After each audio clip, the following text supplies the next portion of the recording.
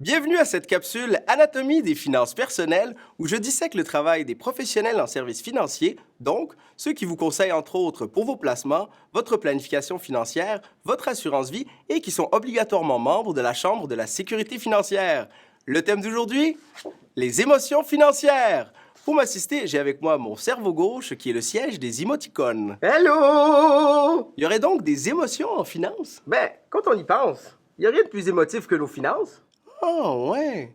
Oui, parce que même les marchés boursiers ont des cycles émotionnels qui passent de l'optimisme à l'euphorie en redescendant vers la dépression pour remonter vers l'optimisme. Quand les marchés montent, C'est relax. mais quand ça descend, Tu capotes! et tu veux tout vendre! En finance comportementale, c'est ce qu'on appelle l'aversion à la perte. Moi, j'ai ça perdre. Et c'est là qu'un conseiller Membre de la CSF. doit jouer son rôle d'éducation et d'information pour que tu ne prennes pas de décision sur le coût de l'émotion. Et ça, autant en épargne qu'en assurance. Oh. Oui, allô? Allô? Justement, c'est Madame Tout-le-Monde. Ben moi, j'ai besoin d'une assurance maladie grave de 10 millions. Parce que tomber malade, ça tombe jamais bien, comprenez-vous? Ma voisine Aline, là, j'ai... Dans un cas comme ça, un conseiller Membre de la CSF. va vouloir comprendre son état d'esprit, ce que je viens de ne pas faire finalement, et l'aider à faire la part des choses entre ses besoins réels et ses insécurités.